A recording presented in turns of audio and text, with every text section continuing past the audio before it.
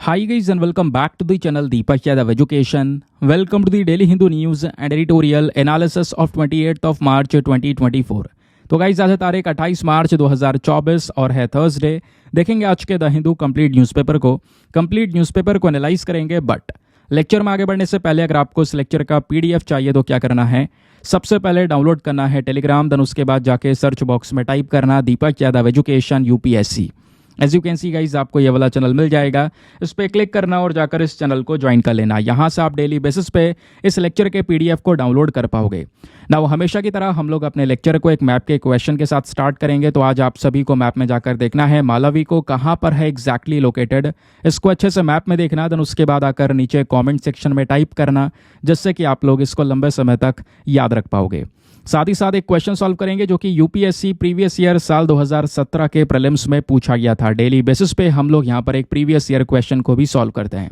Question क्या बोलता है, मॉनेटरी पॉलिसी कमेटी के रिगार्डिंग यहाँ पर 3 स्टेटमेंट्स हैं, बताना इन तीनों में से कौन सा स्टेटमेंट सही है। पहला स्टेटमेंट बोलता है कि जो ये एमपीसी है यह रिजर्व बैंक ऑफ इंडिया के इंटरेस्ट रेट्स को डिसाइड करने का काम करता है। सेकंड स्टेटमेंट बोलता है कि जो ये एमपीसी है ये 12 मेंबर की बॉडी है, जिसमें रिजर्व बैंक ऑफ इंडिया के गवर्नर होते हैं, प्लस हर साल इसको रिकॉन्स्टिट्यूट किया जाता है। थर्ड स्टेटमेंट बात करता है जो एमपीसी है ये यूनियन फाइनेंस मिनिस्टर के चेयरमैनशिप के अंडर में काम करता है। तो तीनों स्टेटमेंट में से कौन सा स्टेटमेंट सही है, नीचे ऑप्शन के थ्रू आपने बताना है। Option number A 1 only, B 1 and 2 only, C 3 only या फिर डी 2 and 3 ओनली। तो इसका सही आंसर सभी को नीचे कमेंट सेक्शन में देना है। एटलीस्ट सभी को इसमें पार्टिसिपेट करना है, जैसे मैं आप लोगों से डेली बेसिस पे बोलता हूँ। बाय द वे इसका जो करेक्ट आंसर है वो मैंने आपको टेलीग्राम पर प्रोवाइड करवा दिया है, वहाँ से भी आप इसको चेकआउट कर सकते हो। और अगर वहाँ पर आंसर नहीं मिलता है तो भी कोई परेशान होने की ज़रूरत नहीं है, क्योंकि वीडियो के लास्ट में इसके करेक्ट आंसर का डिस्कशन हम लोग करेंगे। तो चलो शुभ आरंभ करते हैं और चलते हैं सबसे पहले थंबनेल वाले इम्पॉर्टेंट आर्टिकल की तरफ। लेकिन दोस्तों इस आर्टिकल को मैं आपको पढ़ाऊँ उससे पहले कुछ इंपॉर्टेंट चीज़ें जो कि मुझे आपके साथ में डिस्कस करनी है। पिछले 2-4 दिनों से लगातार जो हमारी यूट्यूब वीडियोज़ हैं उसके नीचे बहुत सारे कमेंट्स मैंने देखे, सर आपको लद्दाख का इशू कवर करना चाहिए, बहुत इंपॉर्टेंट इशू है, आप बाकी सारे लोगों की तरह हो रहे हो, ये टॉपिक नहीं कवर कर रहे हो। ऐसे बहुत सारे कमेंट्स मैंने देखे। अब हर एक व्यक्ति का मैं अलग अलग रिप्लाई नहीं कर सकता, तो इसलिए मैं उनको यहाँ पे बता दूँ कि आप लोग अगर ये प्रश्न उठा रहे हो मेरे ऊपर, तो हो सकता है आप नए हो इस चैनल पर, क्योंकि ये टॉपिक ऐसा है जिसके बारे में डिस्कशन तो आज चल रहा है। आज जैसे कि सबसे ज़्यादा लोग अवेयर हो चुके हैं इस मामले के बारे में, लेकिन ये टॉपिक मैं तब से डिस्कस कर रहा हूँ जब ज़्यादा अवेयरनेस थी भी नहीं। फॉर एग्जाम्पल 11 फरवरी the Hindu newspaper analysis by Deepak Yadav लिख देना यूट्यूब पर, आपको मेरा वीडियो मिलेगा। मैंने 11 फरवरी को डिस्कशन किया। ये तो आज चर्चा हो रही है इन टॉपिक्स की, मैं इससे पहले डिस्कस कर चुका हूँ। दिसंबर 2023 में बात कर चुका हूँ, उससे पिछले साल भी बात कर चुका हूँ, क्योंकि ये टॉपिक अपने आप में बहुत पुराना है। आज लोग यहाँ पर इस मैटर को उठा रहे हैं, ठीक है, बट डिस्कशन जो है ये पूरा इशू क्या है वो मैं आपको ऑलरेडी समझा चुका हूँ, ठीक है। इस वजह से जो क्वेश्चंस लोग कर रहे थे बहुत सारे, उनका ये एक सिंपल सा जवाब है। दूसरी चीज़ दोस्तों, आपको पता है ये जो वीडियोज़ है यहाँ पर हम करंट अफेयर्स डिस्कस कर रहे हैं। ये हमारा द हिंदू न्यूज़पेपर एनालिसिस है। अब अखबार में जो टॉपिक्स आएंगे उनका डिस्कशन किया जाएगा। जब टॉपिक्स नहीं होंगे तो कवर कैसे करूं, है ना। अब पिछली बार मैं बहुत ज़्यादा चर्चाओं में था, लेकिन टॉपिक था भी नहीं तो मैंने कवर कर दिया। अभी ये वापस से न्यूज़ में आ चुका है, अब मैटर थोड़ा और गंभीर हो चुका है, तो ज़रा इसके बारे में बात करेंगे। स्पेशली यहाँ पर ये जो लद्दाख का इशू है ये है क्या, लद्दाख 6ठे स्केड्यूल की मांग कर रहा है। क्यों मांग कर रहा है, गवर्नमेंट को देना चाहिए तो मतलब कि अगर गवर्नमेंट देती भी है तो उसमें क्या इशूज़ आ सकते हैं, बहुत सारी चीज़ें इसमें डिस्कस करने के लिए, वो सब कुछ यहाँ पे दोस्तों हम कवर करने वाले हैं। अभी सोनम वांगचुक जी के बारे में आपको पता होगा, 21 दिन का इन्होंने यहाँ पर पूरा फास्ट किया, और 21 दिन के फास्ट का जो ये पूरा प्रोटेस्ट रखा हुआ था, सारे लोग यहाँ पर शामिल थे। उनकी मेन मांग यही थी कि लद्दाख को स्टेटहुड दिया जाए, स्पेशली यहाँ पर 6 स्केड्यूल के अंदर में ऐड किया जाए। अब हमारा कॉन्स्टिट्यूशन क्या बोलता है 6 स्केड्यूल को लेकर, वो सारी चीज़ें डिटेल से जानना हमारे लिए बहुत ही ज़्यादा ज़रूरी है। लेकिन दोस्तों यहाँ पर सबसे इम्पॉर्टेंट बात, जैसे मैंने बोला ये टॉपिक डिस्कशन में लंबे समय से हमने कई बार यहाँ पर चर्चाएं की हैं। दूसरी बात, आप लोगों से यहाँ पर एक कह सकते हो कि सजेशन भी चाहिए। जैसा कि यहाँ पर बहुत सारे टॉपिक्स ऐसे होते हैं, सेपरेट टॉपिक्स होते हैं, उनको सेपरेटली कवर करना ज़रूरी होता है। लेकिन होता क्या है, हमारे करंट अफेयर के लंबे लंबे वीडियोज़ होते हैं, हम उनमें इंक्लूड कर देते हैं, तो बाकी आप जाके आगे सर्च करो तो काफ़ी मुश्किल हो जाती है ना। तो उस प्रॉब्लम को टैकल करने के लिए कुछ ऐसे मैटर्स होते हैं, इंटरनेशनल इश्यूज़ होते हैं जो जल्दी जल्दी अखबार में नहीं आ रहे हैं बट चर्चाएं बहुत ज़्यादा हो रही हैं, उसको लेकर जियो पॉलिटिक्स को लेकर जो वीडियोज़ हैं, क्या मैं सेपरेट वीडियोज़ अपलोड करूँ इस चैनल पर? आप लोग अगर यहाँ पर कहते हो कि हाँ वो सेपरेट वीडियोज़ अपलोड कर सकते हैं, तो मैं कोशिश करूँगा कि डेली बेसिस पर एक वीडियो आपको प्रोवाइड करवा सकूँ या 2 दिन में एक वीडियो प्रोवाइड करवा सकूँ, जितना मुझे टाइम मिलेगा उसके हिसाब से मैं खुद कोशिश करूँगा। ठीक है, एनीवे सारी बात साइड में करते हैं, चलो वापस से टॉपिक पर आते हैं। अब आते हैं दोस्तों गहराई में, समझते हैं यहाँ पर लद्दाख का मैटर क्या है। पिछले कुछ दिनों में लद्दाख में 2 तो सबसे बड़े प्रोटेस्ट हुए और उस प्रोटेस्ट का अंदाज़ा आप इस फोटो से लगा सकते हो। ये देख पाओगे लोगों के हाथ में इस तरीके के पोस्टर हैं, लद्दाख में डेमोक्रेसी रिस्टोर करो, लद्दाख को यहाँ पर 6 स्केड्यूल के अंदर में ऐड करो, इस तरीके के यहाँ पर प्रोटेस्ट हुए हैं। ये फोटो दोस्तों आप यहाँ पर देख पाओगे, लद्दाख डिमांड 6 स्केड्यूल। समझ गए? तो ये फोटोज दर्शाते हैं कि हाँ बड़े बड़े प्रोटेस्ट पिछले कुछ समय पर हमको देखने को मिले। लेकिन ये सब चीज़ों की शुरुआत कैसे होती है? शुरुआत दोस्तों यहाँ पर अगर आपको पता होगा आर्टिकल 370 के बारे में। आर्टिकल 370 को जब 2019 में हटाया गया तो उससे पहले आपको पता ही है जम्मू एंड कश्मीर और लद्दाख ये स्टेट हुआ करता था। अब होता यह है कि जब आर्टिकल 370 को हटाया तो इनको यूनियन टेरिटरी बना दिया गया, है ना। 2 अलग अलग यूनियन टेरिटरीज बट गई दोस्तों। लद्दाख भी आज के समय पर एक यूनियन टेरिटरी ही है, लेकिन एक ऐसी यूनियन टेरिटरी जिसके पास में अपना लेजिस्लेचर नहीं है। जैसे फॉर एग्जांपल दिल्ली की बात करेंगे, दिल्ली भी एक यूनियन टेरिटरी है लेकिन उसके पास में अपना लेजिस्लेचर है, अपना चीफ मिनिस्टर है। वैसे जनरली यूनियन टेरिटरीज के पास में नहीं होता है, कुछ ही यूटीज ऐसे हैं जिसके पास में अपना लेजिस्लेचर है। तो लद्दाख को भी ऐसा यूटी बनाया गया जिसके पास में लेजिस्लेचर नहीं है। अब क्या होता है दोस्तों, कुछ समय बाद लद्दाख चाहता है कि हमें 6th स्केड्यूल के अंदर में ऐड किया जाए। क्यों? क्योंकि लद्दाख में जो लोकल पीपल हैं वो चाहते हैं अपने कल्चर, अपने आइडेंटिटी, इन सब चीज़ों को बचाना, उनकी ज़्यादा सुनवाई हो सके। क्योंकि अगर आप आज का सिनेरियो देखोगे तो यूनियन टेरिटरी है बिना लेजिस्लेचर की, तो गवर्न कैसे हो रही है? सारा काम दिल्ली से जो ब्यूरोक्रेट्स हैं वो यहाँ पर चला रहे हैं, जितने भी हमारे बाबू लोग हैं वो यहाँ पर इन सब चीज़ों को हैंडल कर रहे हैं। सिंपल सी बात है।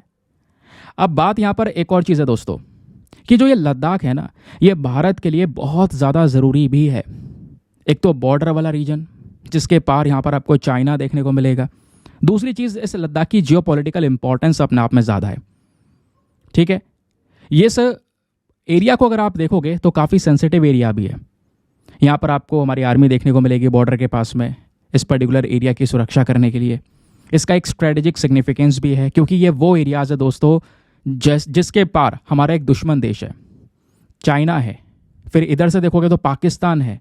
दोनों ही कंट्रीज़ वो हैं जिनके साथ में हमारे रिलेशंस आज के समय तो ख़राब हैं, ये आपको पता है।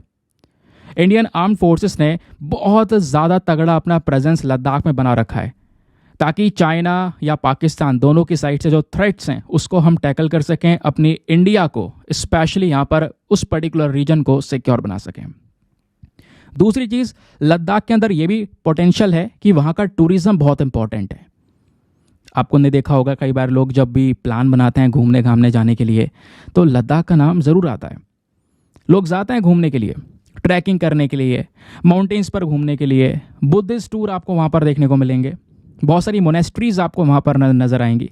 लद्दाख के पास में हर एक वो चीज़ है जो कि लोगों को यहाँ पर घूमने के दौरान पसंद आएगी। तो टूरिज़्म पोटेंशियल है लद्दाख के अंदर। तीसरी चीज़, यहाँ पे लद्दाख इसलिए भी इंपॉर्टेंट है क्योंकि इसका इंपॉर्टेंस ही इकोनॉमिकल है। कहने का मतलब है लद्दाख एक अनटैप्ड इकोनॉमिक पोटेंशियल है, यानी इसमें ताकत बहुत एग्रीकल्चर को लेकर, उसके अलावा टूरिज़्म को लेकर। टूरिज़्म मैंने आपको बताया भाई, इतने लोग जाएंगे घूमने के लिए, वहाँ पे पैसा खर्चेंगे, तो जब पैसा खर्चेंगे तो वो उस रीजन की इकोनॉमी को में ही तो कंट्रीब्यूट होगा। रिन्यूएबल एनर्जी के मामले में यहाँ पे लद्दाख का पोटेंशियल बहुत ज़्यादा है। ठीक है, इतनी बात आपको समझ भाई। बहुत इंपॉर्टेंट माउंटेन्स आपको यहाँ पे नजर आएंगे, पासेस आपको यहाँ पे नजर आएंगे। फिर एक और चीज़ आती है लद्दाख का environmental significance, very very important point, क्योंकि सारा मुद्दा दोस्तों यहीं से ही है। लद्दाख को अगर आप देखोगे, लद्दाख की वैली जो है ना, घाटी बहुत ही फर्टाइल, बहुत ही उपजाऊ आपको नजर आएगी। पानी बहुत ही साफ आपको नजर आएगा, क्योंकि लोगों का इन्वॉल्वमेंट अभी उधर बहुत कम है, केवल कुछ लाख पॉपुलेशन है। अभी पॉपुलेशन अगर बढ़ती चली जाएगी, लोगों का इन्वॉल्वमेंट बढ़ता चला जाएगा, डेवलपमेंट्स बहुत ज़्यादा बड़े लेवल पर होंगे, कंपनीज लगेंगी, इंडस्ट्रीज लगेंगी, तो डेफिनेटली उस एरिया में प्रॉब्लम्स शुरू हो जाएंगी। पोल्यूशन बढ़ने लगेगा, रिवर्स गंदी होने लगेंगी, जो फर्टिलिटी है वो यहाँ पर डाउन होने लगेगी, ऐसे बहुत सारे इश्यूज आएंगे दोस्तों, समझ गए। तो ऐसा ना हो, इसी के लिए तो प्रोटेस्ट चल रहा है कि भाई लद्दाख का एनवायरनमेंट थोड़ा सेंसिटिव है, उसको बचाना ज़रूरी है, और उसको बचाने के लिए लोकल लोगों के हाथ में पावर्स होनी चाहिए। क्योंकि अभी सिचुएशन क्या है दोस्तों, आर्टिकल 370 हटने के बाद में इंडिया के कोई भी व्यक्ति जा सकता है लद्दाख में, ज़मीन को परचेज कर सकता है, वहाँ पर डेवलपमेंट्स कर सकता है, इंडस्ट्रीज़ लगा सकता है। ठीक है, तो कहोगे डेवलपमेंट ज़रूरी है, हाँ बिल्कुल, मैं भी कहूँगा डेवलपमेंट किसी भी एरिया का ज़रूरी है। लेकिन बात यहाँ पर क्या हो रही है ना प्रोटेस्ट में, कि जो डेवलपमेंट की आगे एक विजन देखा जा रहा है कि भरपूर मात्रा में माइनिंग की जाएगी, खनन किया जाएगा बड़े लेवल पर, तो वो जो विजन है वो थोड़ा अलग है। उस विजन से डेफिनेटली दोस्तों यहाँ पर इम्पैक्ट पड़ेगा, ऐसा यहाँ पे प्रोटेस्ट के दौरान लोगों ने बोला है, रिपोर्ट्स हमें दर्शाती हैं। अब यहीं पर एक प्रश्न और आता है कि लद्दाख अगर मांग कर रहा है 6th शेड्यूल की, तो हम उसमें ऐड कर देते हैं, क्या दिक्कत है। हाँ, तो लोगों ने बोला, लोगों ने बहुत सारे आर्गूमेंट्स दिए इसके फेवर में कि हाँ, हमें बिल्कुल लद्दाख को 6th शेड्यूल में डालना चाहिए। अब लोग आर्गूमेंट्स फेवर में क्यों देना है, जरा मैं आपको ये बताता हूँ। नंबर 1 पॉइंट, इससे क्या होगा, उसको एक अपना रिप्रेजेंटेशन मिलेगा।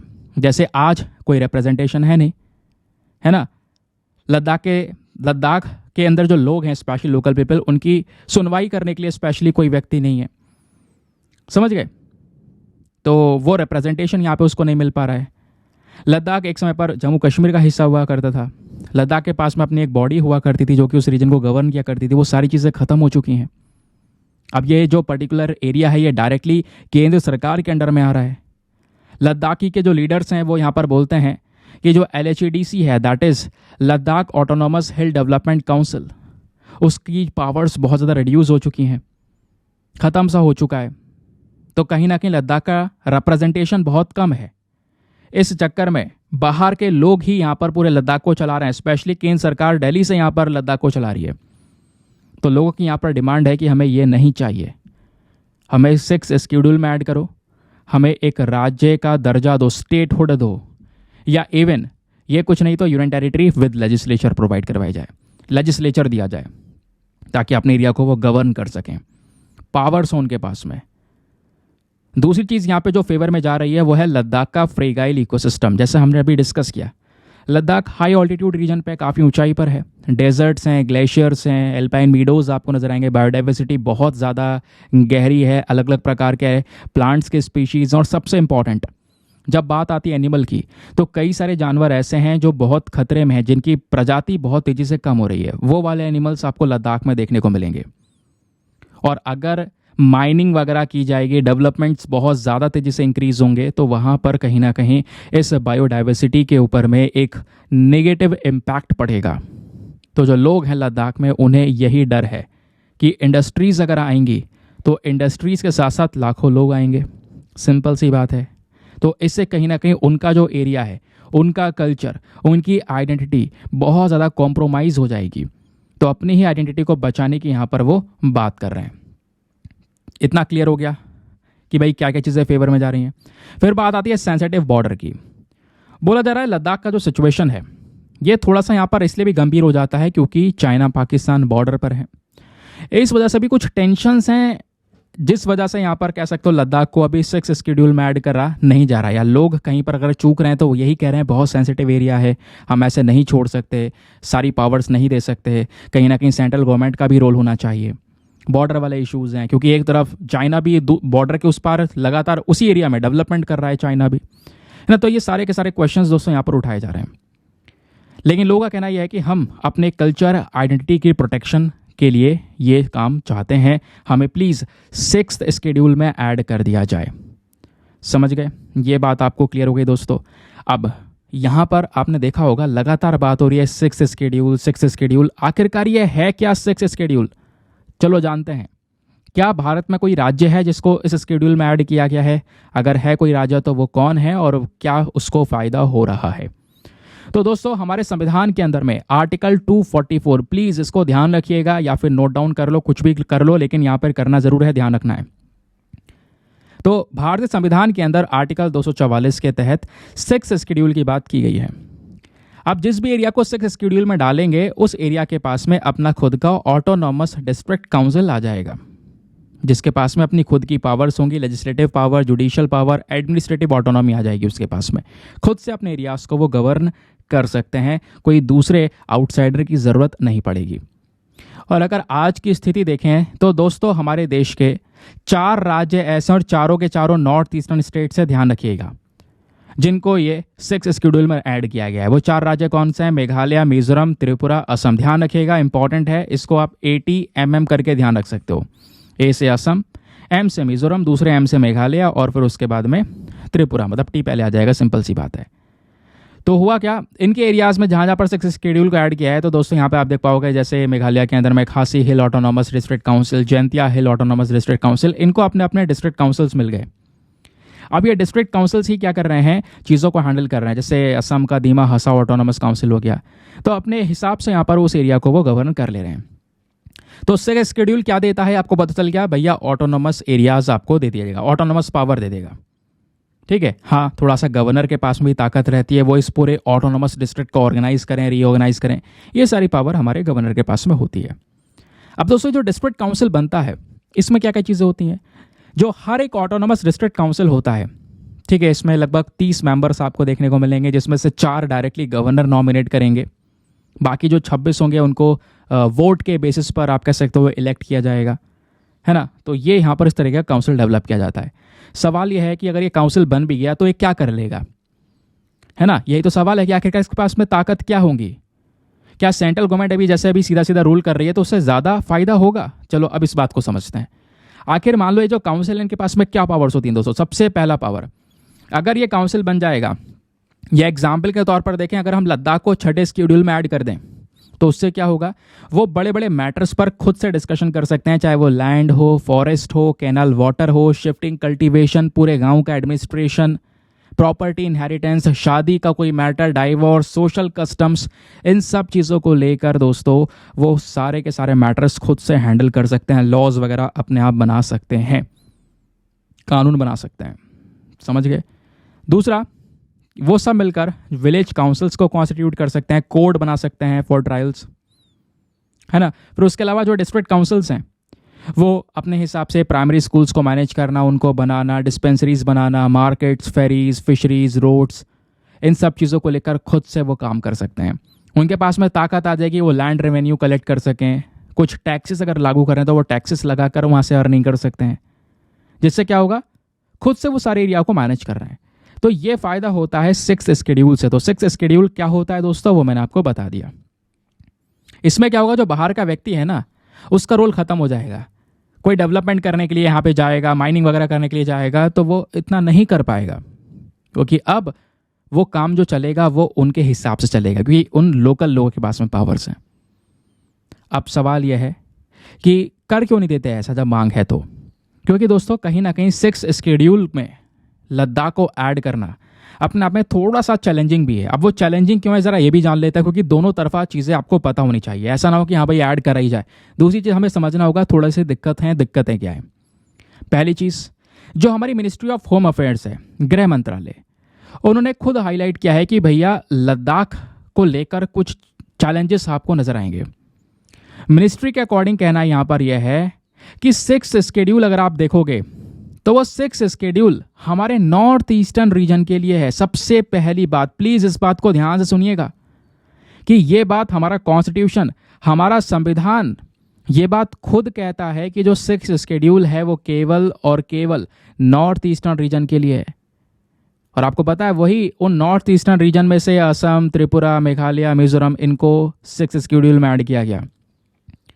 अब जैसे बाकी अरुणाचल प्रदेश बचा, मणिपुर बचा, इनके लिए है ये 6 शेड्यूल।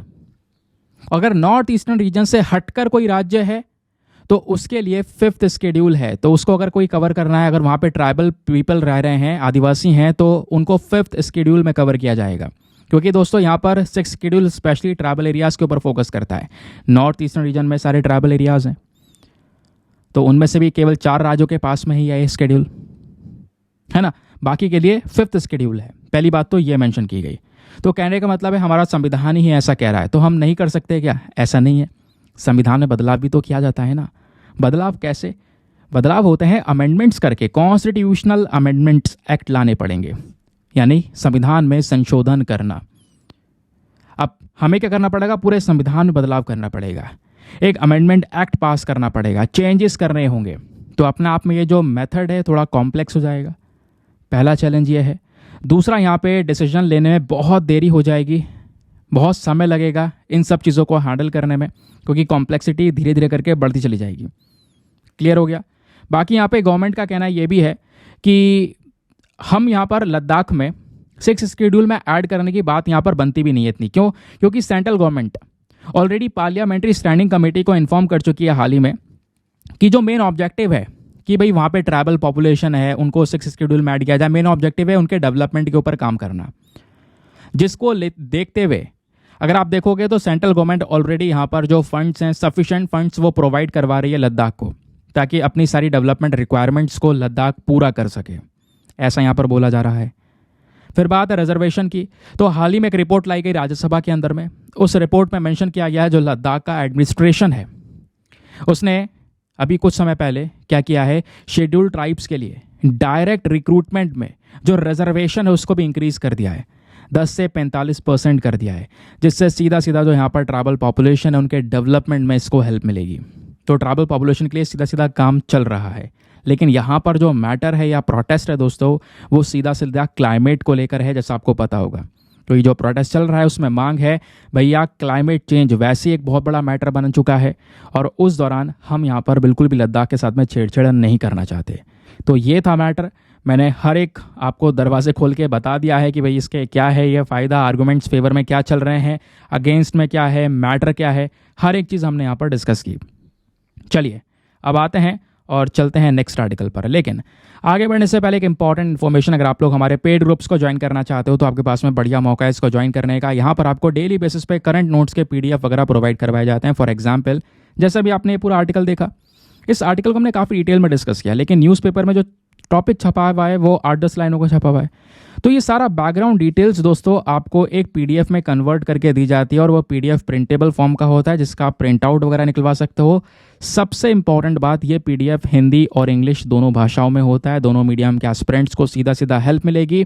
फिर इस ग्रुप में सारा कंटेंट सिक्योर हो जाता है। होता नहीं भाई आप PDF इकट्ठा करते रहो, है ना, कलेक्शन कर रहे हो, स्टोरेज में दिक्कत आ रही है, वो सारी प्रॉब्लम खत्म, क्योंकि ग्रुप में सारा कंटेंट सिक्योर है, डेट वाइज पड़ा हुआ है, बिल्कुल भी तकलीफ नहीं होने वाली। किसी भी तारीख का PDF उठाओ, डाउनलोड करो, पढ़ो, डिलीट करो। अनलिमिटेड ऑप्शंस आपके पास में अवेलेबल हैं, कितनी बार भी डाउनलोड कर सकते हो, डिलीट कर सकते हो। और ये सारी चीज़ें दोस्तों यहाँ पर मिलती हैं केवल और केवल 499 में for the lifetime access, या जब तक आपका सिलेक्शन ना हो जाए तब तक आप 499 में इस ग्रुप को ज्वाइन करके रख सकते हैं। गारंटी है कुछ दिनों बाद आपका अमाउंट रिकवर हो जाएगा, आपको खुद भी फील होगा, लेकिन बेनिफिट्स फिर भी मिलते रहेंगे। इस ग्रुप को ज्वाइन करने के लिए क्या करना है, व्हाट्सएप पर जाना, यहाँ पर आपको एक नंबर दिया गया है 8534873368। इस नंबर पर मैसेज कर देना कि हाँ I want to join this group. आपको वहाँ पर रिप्लाई मिलेगा, पेमेंट का प्रोसेस दिया जाएगा, और पेमेंट के प्रोसेस से ज़्यादा इंपॉर्टेंट आपको डेमो वीडियो का लिंक भी दिया जाएगा। आप पूरे डेमो वीडियो को चेक कीजिएगा, मुझे किस तरीके से फ़ायदे हो रहे हैं, अपने आप को सेटिस्फाई करने के बाद में जाकर ये इन्वेस्टमेंट आप कर सकते हैं। चलिए बाकी दोस्तों मेक श्योर क्या करा है कि वीडियो पे लाइक का बटन यार प्रेस कर दिया करो। 5000 लाइक्स का हमारा टारगेट होता है, जिसको आप अचीव करवा सकते हो। एक सपोर्ट मिलता है, बाकी हमारे वीडियोस को भी सपोर्ट मिलता है, यूट्यूब भी इसको आगे रिकमेंड करता है। आते हैं अगले आर्टिकल पर, क्योंकि आपको पता है ये जो वीडियो है इसमें हम केवल द हिंदू ही नहीं, आपका Indian express, business standard, business line, कुछ और सोर्सेज को भी कवर करते हैं, ताकि आपको इधर उधर भागने की जरूरत ना पड़े। इस अखबार को पढ़ने के लिए इधर जाएँ, इसको पढ़ने के लिए इधर जाएँ, फिर लास्ट में ये मैगजीन पढ़ें, डेली ये पढ़ें, कोई ज़रूरत नहीं। वीडियो को देखो लास्ट तक, PDF रात तक एक बार PDF रिवाइज कर लो, काम खत्म। लास्ट में मंथली मैगजीन को देखोगे, आपको मजा आएगा, कहोगे यार ये सारी चीज़ें तो मैं पढ़ रहा था डेली। तो एक पूरा कंपाइलेशन डेली आपको दिया जाता है, ठीक है। तो दोस्तों यहाँ पे बात हो रही है सेंटर का, यानी केंद्र सरकार का एक प्लान, वो है स्मार्ट मीटर प्लान। ये स्मार्ट मीटर प्लान क्या है, कैसे काम करेगा, ये सारी चीज़ें हम जानेंगे। लेकिन रिसेंटली ये जो मुद्दा उठाया है ये केरला की वजह से उठा है। तो न्यूज़ क्या निकल कर आई है? खबर यह है कि केरला आज के समय पर एक ऑल्टरनेट मॉडल निकाल रहा है, एक नया तरीका निकाल रहा है। जैसे आज ना क्या हो रहा है, हम फोकस करें, जैसे घर में आपका बिजली जब यूज़ कर रहे हो आप, तो मीटर लगा होगा एक। तो वो जो मीटर है वो कन्वेंशनल मीटर्स है, पुराने वाले मीटर चल रहे हैं। तो उन पुराने मीटर्स को हटाकर स्मार्ट मीटर्स लगाने की बात की है। दोनों के बीच में फ़र्क क्या है मैं आपको बताऊंगा आगे। बट केरला की सरकार कोशिश कर रही है कि हम स्मार्ट मीटर्स का भी एक नया ऑल्टरनेटिव लेकर आएंगे, जिसकी वजह से यहाँ पर सेंट्रल गवर्नमेंट का जो ये स्मार्ट मीटर प्रोजेक्ट है 3 लाख करोड़ रुपए का, ये हैम्पर हो सकता है, जिस वजह से चर्चाएं लगातार बहुत ज़्यादा हो रही हैं। समझेंगे यहाँ पर ये पर्टिकुलर स्मार्ट मीटर होता क्या है, कैसे काम करता है। तो दोस्तों, जैसे जैसे आप घर में बिजली का इस्तेमाल करते हो तो आपका एक नॉर्मल सा मीटर लगा होगा घर में। मीटर लगने के बाद में वो रीडिंग सेट होती रहती है उसमें। फिर महीने के अंत में एक इंसान आता होगा आपके घर पे, है ना, उस रीडिंग को देखने के लिए। फिर उस रीडिंग को रिकॉर्ड करते हुए अपने मशीन में क्या करेगा, आपको पूरा बिल प्रोवाइड करवाएगा। फिर वो बिल आप पे करते हो। ये पूरा प्रोसेस चलता है, उसमें आपको ज़्यादा जानकारी नहीं मिलती है। अब ये सारी चीज़ें क्या हो जाएंगी, ऑटोमेटिक हो जाएंगी। उस यूटिलिटी रीडर को आने की भी ज़रूरत नहीं पड़ेगी। ये सारी चीज़ें ऑटोमेटिक हो जाएंगी। आप ट्रैक कर पाओगे कि आप दिन में कितना बिजली का इस्तेमाल कर रहे हो। ये सारी चीज़ें स्मार्ट मीटर से होंगी। तो स्मार्ट मीटर इस्तेमाल किया जाएगा किस चीज़ के लिए, रिकॉर्ड करने के लिए कि आप इलेक्ट्रिसिटी का कंजम्पशन कितना कर रहे हो। इवन यहाँ पर जो आपके वोल्टेज लेवल होंगे उसको भी वो मेजर कर सकता है। जबकि पुराने मीटर्स केवल और केवल क्या करते थे, पावर कंजम्पशन कितना हो रहा है घर के अंदर में या बिजनेस में, उसी को यहाँ पर मापने का काम करते थे। लेकिन स्मार्ट मीटर्स आपको हर मिनट्स के अंदर में, 15 मिनट में, आवरली बेसिस पर यहाँ पर बहुत सारा इन्फॉर्मेशन आपको प्रोवाइड करवाया करेंगे। क्योंकि ये जो मीटर्स है दोस्तों, ये सीधा इंटरनेट से कनेक्टेड रहेंगे, ये कम्युनिकेट कर सकते हैं, है ना। ये इन्फॉर्मेशंस यहाँ पर आप लोग देख पाओगे। यहाँ पे किसी यूटिलिटी वाले को आने की ज़रूरत नहीं है। कोई यहाँ पर रीडिंग, ये सीधी रीडिंग चढ़ती रहेगी उसके अंदर में। कोई यहाँ पर एस्टिमेशन डेट नहीं रहेगी। जैसे अभी क्या होता है, नॉर्मल जो मीटर्स होते हैं इसमें आगे पीछे का मामला सेट हो जाता है, एक अंदाज़ा के बेसिस पर काम करता है। इसमें ऐसा कुछ नहीं है, जितना यूज़ होगा एक्यूरेट के साथ में ये सारा बिलिंग करेगा, ठीक है।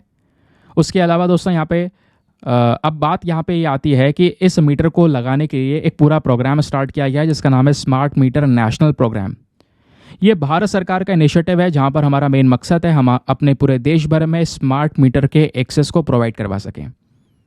इस प्रोग्राम का मेन एम है कि भाई लोगों का बिल और जो लोगों की कलेक्शन है वो प्रॉपर तरीके से इम्प्रूव हो सके। सिंपल सी बात है भैया, अब आप क्या कर पाओगे, हर चीज़ को ट्रैक कर पाओगे। ट्रैक कर पाओगे मतलब देख पाओगे आप कितना बिजली इस्तेमाल कर रहे हो, है ना। और दूसरी बात दोस्तों, यहाँ पर इस प्रोग्राम का मेन मकसद है कि आने वाले समय पर 25 करोड़ जो हमारे पुराने वाले मीटर्स हैं उनको स्मार्ट मीटर के साथ में रिप्लेस कर देना, नए मीटर्स लगाना। अब इस स्कीम को इम्प्लीमेंट कौन कर रहा है, तो इस स्कीम को लागू करने वाली बॉडी है एनर्जी एफिशिएंसी सर्विसेज लिमिटेड। और जो ये EESL है दोस्तों, ये खुद एक जॉइंट वेंचर, इसमें 4 कंपनीज और आती हैं। नेशनल पब्लिक सेक्टर एंटरप्राइज, ठीक है, मतलब 4 नेशनल पब्लिक सेक्टर एंटरप्राइज आते हैं इसमें, जैसे NTPC limited, PFC, REC, power grid. और इन सबको सेटअप किया गया है मिनिस्ट्री ऑफ पावर के अंडर में। क्लियर हो गया। अब आगे आते हैं। अब सबसे इंपॉर्टेंट चीज़ यहाँ पे बात यह हो रही है, इसका पूरा स्मार्ट मीटर को जो इंस्टॉल किया जाएगा वो सेंट्रल इलेक्ट्रिसिटी अथॉरिटी के जो गाइडलाइंस होंगे उन गाइडलाइंस के ऊपर बेस्ड यहाँ पे इसको लगाया जाएगा। अब सवाल ये भी है कि स्मार्ट मीटर का फ़ायदा क्या होगा। सबसे पहला फ़ायदा होगा जो कंज्यूमर्स हैं वो बिजली का बिल थोड़ा बचा सकेंगे।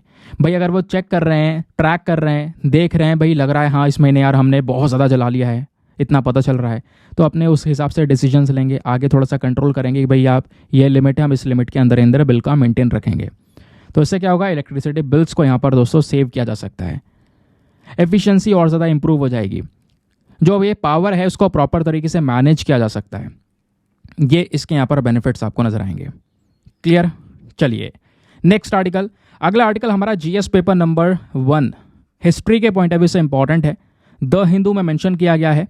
बात हो रही है 900 साल पुराना एक चालुक्यन इंस्क्रिप्शन, यानी किसी चीज़ पर गाड़ कर कुछ चीज़ें लिखी हुई हैं, उस प्रकार का जो इंस्क्रिप्शन है दोस्तों वो यहाँ पर डिस्कवर किया गया है। कहाँ पर, गंगापुरम में।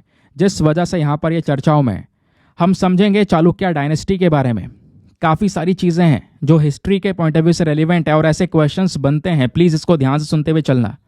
सरल शब्दों में आपको समझाने की कोशिश करूंगा मैं। तो जैसे न्यूज़ क्या है मैं आपको बता ही चुका हूँ। 900 साल पुराना कन्नड़ा इंस्क्रिप्शन मिला है। कहाँ से? कल्याण चालुक्य डायनेस्टी से, क्योंकि चालुक्य डायनेस्टी अलग अलग सेक्शन में बटा हुआ था। तो उसमें यहाँ पे कल्याण चालुक्य डायनेस्टी की बात हो रही है। तो वहाँ से बिलोंग करने वाला एक इंस्क्रिप्शन अभी रिसेंटली पाया गया है गंगापुरम में।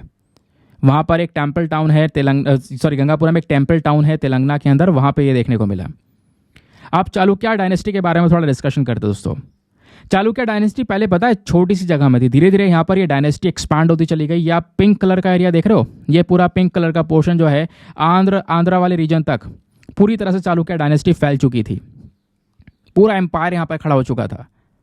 तो जो चालुक्यास दोस्तों, इन्होंने स्पेशली जो सेंट्रल इंडियन प्लेट्यू वाला रीजन है, डेक्कन वाला जो रीजन है, इसको रूल किया 6th एंड 12th सेंचुरी तक। 6th सेंचुरी से लेकर 12th सेंचुरी तक दोस्तों यहाँ पर इसको पूरी तरह से रूल किया। और इस पीरियड के समय पर अगर आप देखोगे तो ये जो चालुक्य डायनेस्टी थी ये अलग अलग 3 हिस्सों में 3 अलग अलग डायनेस्टीज में बटी हुई थी। Chalukyas of Badami, Chalukyas of Kalyani और चालुक्यास ऑफ वेंगी। तो इस तरीके से यहाँ पर 3 अलग अलग सेक्शंस में थी, लेकिन थी पूरी चालुक्य डायनेस्टी। अब जो चालुक्यास ऑफ कल्याणी है स्पेशली, इनके बारे में कुछ तथ्य हैं, क्योंकि इसी समय का जो कह सकते हो हमें ये इंस्क्रिप्शन है वो मिला है 900 साल पुराना। तो चालुक्यास ऑफ कल्याणी की बात करेंगे तो स्टार्टिंग में वो ये बेसिकली यहाँ पर एक, अगर आप शुरुआत के तौर पर देखोगे तो एक कन्नडिगा डायनेस्टी है। कन्नडिगा डायनेस्टी ये जाने जाते हैं अपने कैपिटल सिटी के लिए, जो इनका कैपिटल सिटी था कल्याणी, इसके लिए जाने जाते हैं। आज के समय पर कर्नाटका में ये बिदार डिस्ट्रिक्ट के नाम से जाना जाता है। ठीक है, ये जो पूरा एम्पायर है दोस्तों, चालुक्य ऑफ कल्याणी वाला एम्पायर, इस एम्पायर को एस्टेब्लिश किया था ताइलापा II ने। जब वेस्टर्न चालुक्य, अगर आप देखोगे जो वेस्टर्न चालुक्य थे, वेस्टर्न चालुक्य की जब हम लोग बात कर रहे हैं वो कौन से हैं? वो हैं बेसिकली वही चालुक्य ऑफ कल्याणी। ये ना क्या हुआ करते थे उस समय पर, राष्ट्रकूटा एम्पायर का ही अंडर में उनके अधीन आते थे। तो जो ताइलेपा II थे, इन्होंने यहाँ पर क्या किया, धीरे धीरे कर्नाटका का एक डिस्ट्रिक्ट है बीजापुर, वहाँ पर एक एरिया है तड़ावापी, उसको गवर्न किया करते थे।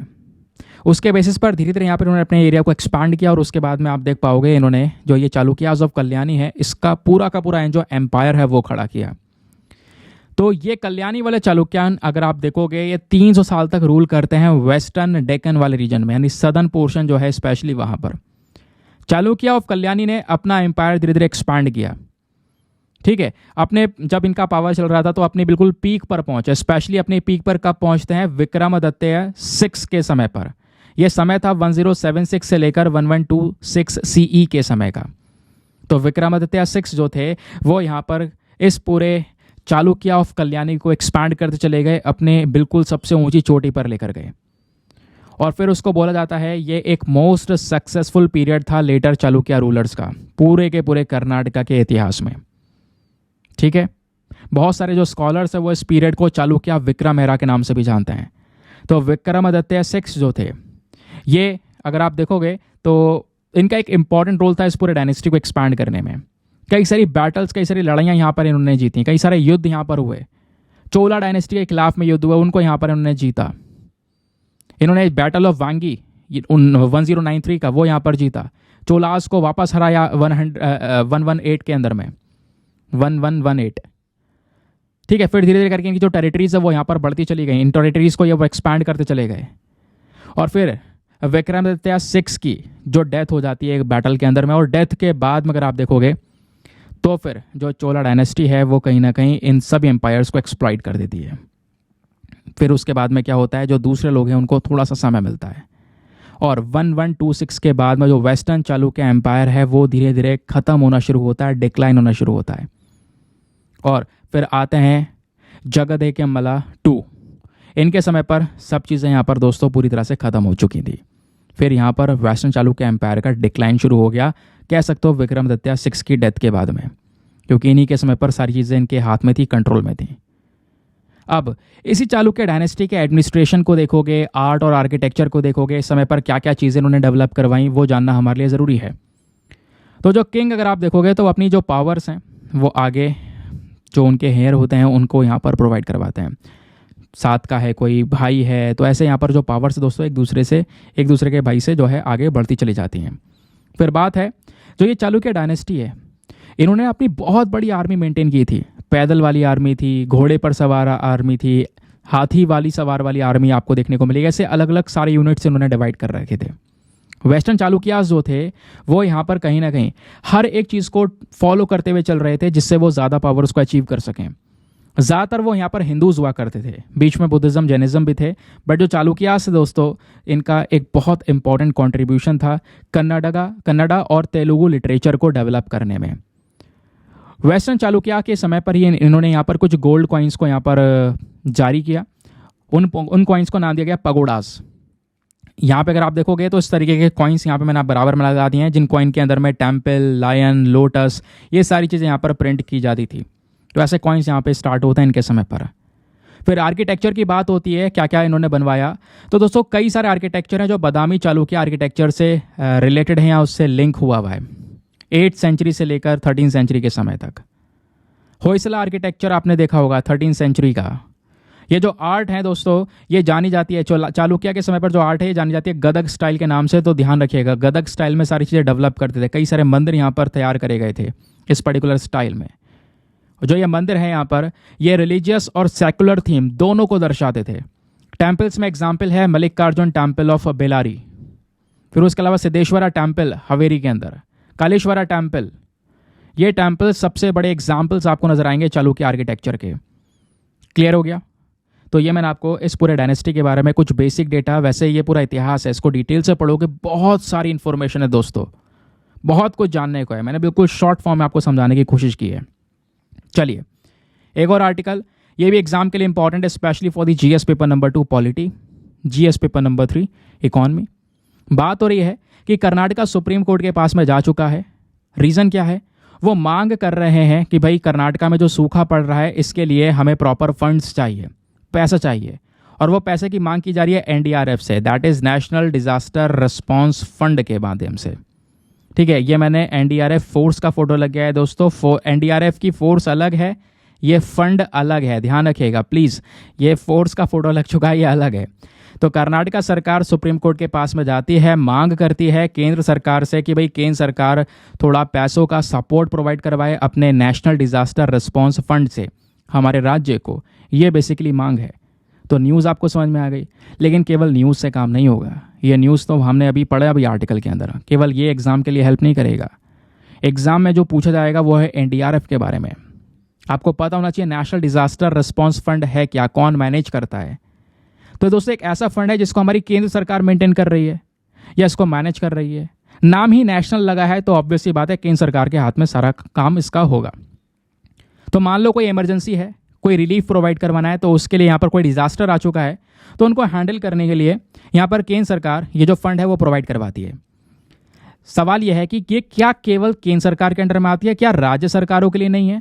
ऐसा नहीं है दोस्तों। ये जो एनडीआरएफ है ये केंद्र सरकार के लिए, बाकी एसडीआरएफ भी होता है, स्टेट डिजास्टर रिस्पांस फंड, ये राज्य सरकारों का होता है।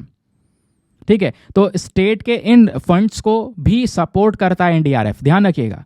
कभी कभी क्या होता है, सिचुएशन ऐसी हो जाती है कि भाई स्टेट्स के पास में इनके इस वाले फंड में पैसा नहीं होता है, तब यहाँ पर एनडीआरएफ की और ज़रूरत यहाँ पर आपको देखने को मिल जाती है।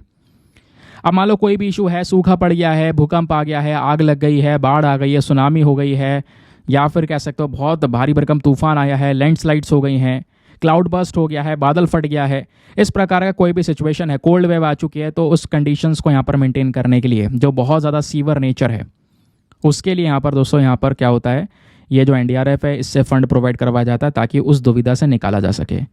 लेकिन एसडीआरएफ पहले अपना पैसा खर्च करेगा, अगर पैसा नहीं बैठता है, सही पूरा नहीं पड़ता है, तो ऑब्वियस सी बात है एनडीआरएफ यहाँ पर हेल्प करता है। तो एनडीआरएफ जो है ये मैनमेड डिजास्टर्स को भी कवर करता है, ध्यान रखिएगा। मान लो कहीं पर टेररिस्ट अटैक हुआ है या केमिकल डिजास्टर हो गया है, कहीं पर केमिकल फैक्ट्री के अंदर इशू हो चुका है, न्यूक्लियर डिजास्टर हो गया है, तो उसमें भी यहाँ पर जो ये नेशनल डिजास्टर रिस्पांस फंड है यहाँ से हमारी सरकार पैसा देती है। ठीक है, अब दोस्तों एनडीआर फंड्स को, यानी यहां से अगर पैसा चाहिए तो इन फंड्स को अवेल करने के लिए जो राज्य सरकार होती है यानी स्टेट्स होते हैं उनको एक मेमोरेंडम सबमिट करना होता है। उसमें दर्शाना होता है भैया आपका डैमेज क्या क्या है, किस चीज़ के लिए आपको फंड्स की ज़रूरत है। फिर केंद्र सरकार उनकी उस पर्टिकुलर रिपोर्ट को इवैल्यूएट करती है, एनालाइज करती है, देन उसके बाद में उसके बेसिस पर उस फंड को यहाँ पर स्टेट्स को प्रोवाइड करवाती है। और जो ये एनडीआरएफ है, यहाँ से जो फाइनेंशियल असिस्टेंस है, जो पैसा दिया जाता है दोस्तों, ये मतलब कह सकते हो लोगों को रिलीफ प्रोवाइड करवाने के लिए दिया जाता है। जो डैमेज हुआ है उस डैमेज से उनको उभारने के लिए, आगे बढ़ने के लिए यहाँ पर वो जो फंड्स है वो दिए जाते हैं। समझ गए? ध्यान रखिएगा, जो एनडीआरएफ है इसको डिजास्टर प्रिपेयर्डनेस के लिए या रीस्टोर रिकंस्ट्रक्शन इनके लिए यहाँ पर यूज़ नहीं करते। हर एक चीज़ के लिए, मान लो कोई डिजास्टर है, वहाँ पर उसको डिजास्टर को थोड़ा कंट्रोल करना है बस खाली, या चीज़ों को रीस्टोर करना है, बर्बादी ज़्यादा हो चुकी है, तो ऐसे ऐसे सेक्शंस के लिए अलग अलग स्कीम्स हैं। ठीक है, डिजास्टर को कम करने के लिए national disaster mitigation fund already है, साइक्लोन्स के लिए national cyclone risk mitigation project है, फ्लड के लिए नेशनल फ्लड मैनेजमेंट है। तो ऐसे अलग अलग हमारे पास में ऑलरेडी फंड्स हैं। जो सीरियस इशू होगा वहाँ पर एनडीआरएफ बीच में आएगा। सवाल यह है एनडीआरएफ के पास में पैसा कहाँ से आ रहा है? तो यहाँ पे बहुत सारा सेस है, टैक्सेस हैं कुछ आइटम्स के ऊपर में, कस्टम ड्यूटीज़ हैं, वो सारी चीज़ें बेसिस पर यहाँ पर दोस्तों इसका जो फंड है वो रेडी किया जाता है। और जो फंड्स एनडीआरएफ के अंदर में अवेलेबल होते हैं दोस्तों, यहाँ पर इसका एक प्रॉपर बजट हमेशा लेकर आया जाता है, भाई एनडीआरएफ में इतना फंड दिया जाएगा। समझ गए? तो ये हो गया एनडीआरएफ की बात। यहीं पर कुछ और चीज़ें भी हैं, जैसे national executive committee of the national disaster management authority. तो इस कमिटी के पास में सारे के सारे पावर्स होती हैं कि भाई कोई क्या क्या खर्चा करना है इस फंड से, उस खर्चे को लेकर डिसीजंस लेना। और जो ये एनडीआरएफ है दोस्तों, इनके जो अकाउंट्स होते हैं, भाई इसमें कितना पैसा आ रहा है, कैसे खर्च कर रहे हैं, उसको देखने के लिए भी तो कुछ होना चाहिए ना। ऐसा तो नहीं गवर्नमेंट इसका गलत इस्तेमाल कर रही है। तो उन फंड्स को एनालाइज करने के लिए, उस पर निगरानी रखने के लिए, उनकी ऑडिटिंग करने के लिए हमारे पास में सीएजी है, comptroller and auditor general of India. वो हर साल यहाँ पर इन फंड्स को प्रॉपर देखता है, कोई घोटाला तो नहीं चल रहा है। समझ गए? क्लियर हो गया? अच्छे से समझ में आया? चलिए एक और टॉपिक, एग्जाम के लिए ये भी सुपर इंपॉर्टेंट है, हमारे द हिंदू न्यूज़पेपर में पब्लिश हुआ है। बात हो रही है आखिरकार एलिफेंट ट्रांसफर्स के लिए क्या क्या नए नियम हमारे पास में हैं, इनको एक्सप्लेन करके यह समझाया है। तो द हिंदू में आपका explainer section, text and context, short articles, editorials, Indian express के एक्सप्लेनर सेक्शन हो गया है ना, एडिटोरियल्स, ये सारी चीज़ें आपको वीडियो में मिल रही है। अब दोस्तों एलिफेंट्स को ट्रांसफ़र करने के लिए नए नियम हैं। अब वो नए नियम क्या हैं, कैसे काम करते हैं, एलिफेंट्स के बारे में बेसिक इन्फॉर्मेशन जानना ज़रूरी है, क्योंकि यूपीएससी यहाँ से क्वेश्चन पूछ चुका है ऑलरेडी। तो दोस्तों नए नियम कौन से आए हैं? कैप्टिव एलिफेंट ट्रांसफ़र और ट्रांसपोर्ट रूल्स 2024, ये नए नियम आपको देखने को मिलेंगे, जो कि हाल ही में हमारे union ministry of environment, forest and climate change ने नोटिफाई किया है, जिस वजह से ये न्यूज़ में बना हुआ है। तो खबर क्या है ये आपको समझ में आया, लेकिन घुमा फिरा के फिर बोलूँगा, खबर इंपॉर्टेंट नहीं है। खबर से ज़्यादा इंपॉर्टेंट है कि भाई उसमें है क्या, उसका बैकग्राउंड इशू क्या है। तो चलिए पहले यहाँ पर इन नियमों को जानते हैं, ये नियम क्या है और कैसे काम करते हैं। ये 3 पॉइंट्स मुझे लगता है थोड़ा शॉर्ट दिखाई दे रहा होगा, कम दिखाई दे रहा होगा, कोई बात नहीं, वीडियो को जूम करके आप थोड़ा सा चेक कर लेना है, पीडीएफ से पढ़ लेना, बट मैं आपको समझा देता हूँ। पहली चीज़, आपने नियम में देखा होगा, बात हो रही है कैप्टिव एलिफेंट्स की। तो क्या कैप्टिव एलिफेंट्स अलग होते हैं? हाँ बिल्कुल। कैप्टिव एलिफेंट्स कौन से होते हैं? कैप्टिव एलिफेंट्स वो वाले हाथी होते हैं जिसको एक इंसान पूरी तरह से ओन करता है, पालता है, अपने पास में रख रहा है। ठीक है, किसके लिए? अलग अलग पर्पज़ के लिए। सपोज उसको लकड़ी इधर से उधर पहुंचानी है, रिलीजियस सेरेमनीज हैं, है ना, रिलीजन, कई हमारे रिलीजन में यहाँ पर इसका यूज़ होता है, एंटरटेनमेंट के पर्पज़ से, यानी सर्कस वगैरह के अंदर में। तो बेसिकली इन सब चीज़ों के लिए अगर कोई व्यक्ति ओन कर रहा है एलिफेंट्स को, वो कहलाते हैं कैप्टिव एलिफेंट। और ये कैप्टिव एलिफेंट जो होते हैं ये जंगली हाथी से काफ़ी अलग हैं, एक तरीके से पालतू हैं ये। ठीक है, तो इनका प्रॉपर केयर करना, वो सब उनका मैनेजमेंट करना भी काफ़ी ज़्यादा ज़रूरी होता है, जो कि एक पर्सन देख रहा होता है। अब इन्हीं हाथियों को ट्रांसफ़र करने के लिए प्रॉपर नियम है हमारे पास में, कैप्टिव रूल्स। अब ये जो नियम है ये क्या बोलता है, और इससे पहले पुराने वाले नियम क्या बोलते थे, पहले मैं आपको बता देता हूँ दोस्तों। हमारे पास में पुराने भी रूल्स भी हैं, क्योंकि जितने भी कैप्टिव एलिफेंट्स हैं, ये पालतू जो हैं, इनको रेगुलेट किया जाता है वाइल्ड लाइफ प्रोटेक्शन एक्ट के माध्यम से। शेड्यूल 1 में कवर किया गया है, एक ऐसी प्रजाति जिसका आप शिकार वगैरह नहीं करोगे, और कहीं ना कहीं इनके व्यापार के ऊपर भी रोक लगा रखी है। समझ गए? इनका ट्रांसलोकेशन इधर से उधर करना है आपने, मान लो कोई एजुकेशन के लिए, रिसर्च के लिए या पॉपुलेशन मैनेजमेंट के लिए, तब थोड़ा बहुत यहाँ पे अलाउ कर रखा है, लेकिन अदरवाइज इस पे बहुत ज़्यादा सख्त कानून है कि आप इनका ट्रांसफ़र भी नहीं कर सकते। प्रॉपर कई सारे रेगुलेशंस फॉलो करने पड़ते थे। अब क्या हुआ, इसी में अमेंडमेंट कर दिया गया, बदलाव कर दिया गया। बदलाव करके नए अपडेटेड रूल्स हमारे पास में आ चुके हैं।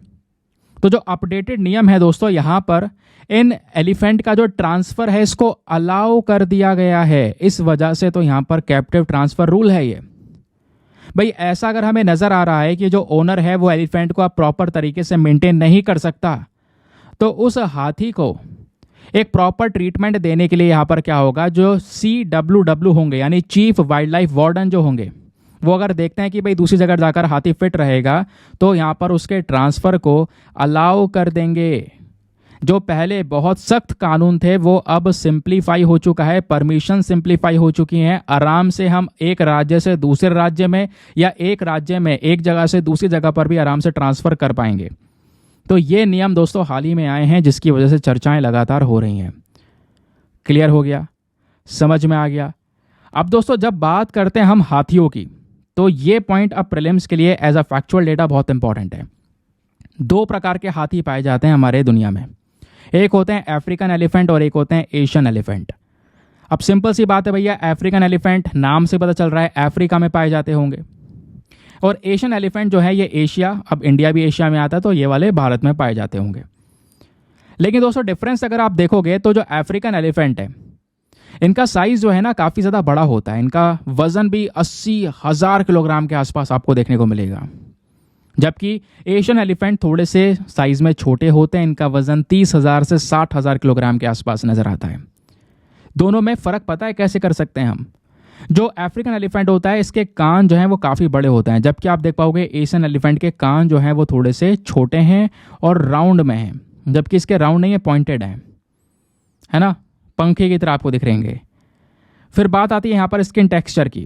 तो स्किन अगर आप देखोगे तो अफ्रीकन वाले एलिफेंट पे ज़्यादा झुर्रियाँ नज़र आएंगी, जबकि यहाँ पर इंडिया वाला जो एलिफेंट है या एशियन वाला एलिफेंट है उसकी स्किन ज़्यादा स्मूथ होती है ना। उसके अलावा अब दोस्तों सबसे इंपॉर्टेंट चीज़ जिससे के माध्यम से हम दोनों एलिफेंट में फ़र्क पता लगा सकते हैं, जो अफ्रीकन एलिफेंट होता है ना, इसका सर अगर आप देखोगे तो ऐसे है, डोम, एक सिंगल डोम बना होता है। ये आप देख पाओगे एक सिंगल डोम बना हुआ है, डोम मतलब एक गुंबद जैसा यहाँ पे बना हुआ है। जबकि जो एशियन एलिफेंट है इसके सर पे 2 डोम बने होते हैं। ये आप देख पा रहे होंगे ऐसा दिल सा शेप बना हुआ है ना, ये ऐसे और ऐसे 2 डोम्स बने हुए हैं। ये एक सबसे बड़ा डिफरेंस दोनों एलिफेंट्स में हमको नज़र आता है। फिर उसके बाद में लाइफ स्पान की बात करेंगे तो अफ्रीकन एलिफेंट 70 साल तक जीवित रह सकता है, जबकि एशियन एलिफेंट की उम्र 48 ईयर्स के आसपास आपको नजर आएगी। ठीक है, अब सबसे इंपॉर्टेंट पॉइंट आयुसीएन। तो दोस्तों ध्यान रखिएगा, अफ्रीकन जो एलिफेंट है इसका आयुसीएन स्टेटस क्या है। अफ्रीकन एलिफेंट में 2 प्रजातियां आती हैं, एक होता है अफ्रीकन सवाना और दूसरी है अफ्रीकन फॉरेस्ट।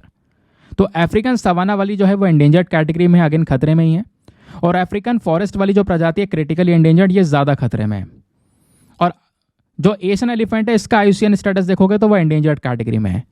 तो एक फ़ोटो बेस्ट फोटो है जिसमें बहुत सारी चीज़ें एक साथ यहाँ पर कवर करके आपको प्रोवाइड करवाई गई हैं। ठीक है, बाकी दोस्तों ये डिफरेंस अफ्रीकन एलिफेंट और एशियन एलिफेंट के बीच का आपको बता चुका हूँ। एलिफेंट्स को लेकर हर साल क्या होता है, हम 12 अगस्त को वर्ल्ड एलिफेंट डे भी सेलिब्रेट करते हैं। ठीक है, आगे आते हैं। अब ये रूल्स क्या हैं, नए नियम क्या हैं, ये नियम तो मैं आपको बता ही चुका हूँ। आगे एलिफेंट्स के बारे में और डिटेल से इन्फॉर्मेशन जानना है तो आप ये कुछ चीज़ें और पढ़ सकते हो। जैसे इंडिया के अंदर एशियन एलिफेंट पाया जाता है, सिंपल सी बात है ना। भारत में टॉप 5 राज्य जहाँ पर सबसे ज़्यादा एलिफेंट्स की पॉपुलेशन है, तो कर्नाटका सबसे पहले है, फिर है Assam, then Kerala, then Tamil Nadu, then Orissa. ये क्वेश्चन ऑलरेडी पूछा जा चुका है दोस्तों, कौन सा स्टेट है जहाँ पर सबसे ज़्यादा एलिफेंट्स इंडिया में देखने को मिलते हैं, तो वो है कर्नाटका। बाकी एलिफेंट का सोशल स्ट्रक्चर देखोगे, जो फीमेल एलिफेंट्स होती है, जो फीमेल एलिफेंट आपको देखने को मिलेगी, ये ज़्यादा सोशल होती है मेल्स के कंपैरिजन में।